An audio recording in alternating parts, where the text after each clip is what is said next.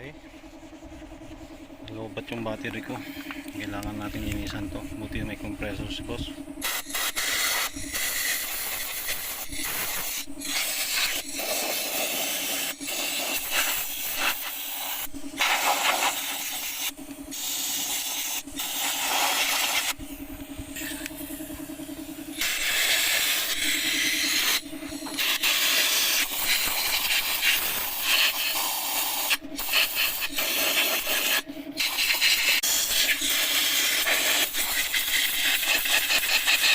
Bago natin lagay yung battery, ikabit ko na.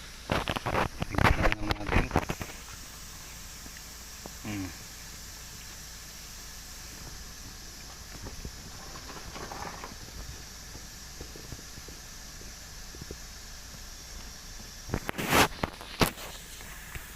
Opya.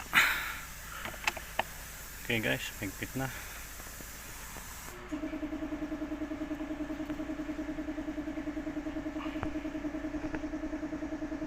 Okay na yan. Isa. Yan. Kaya hindi nag-start ng Honda Click nyo, siguro yan lang ang problema. Sprayan natin itong box. Biyayak ang kal. Dapat talaga malinis yan bago natin salpak tong box na.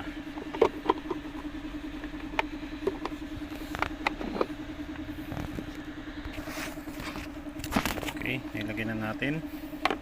Katapos ay kabit na natin tong lagayan niya. Pero dapat siguro din malinis. Okay, kabit ko na.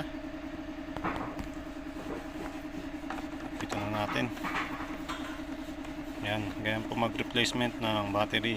Kung nalobat ng motor ng battery mo, Honda Click version 2 150. Testing na natin. Testing na natin. Up, green na. Yun.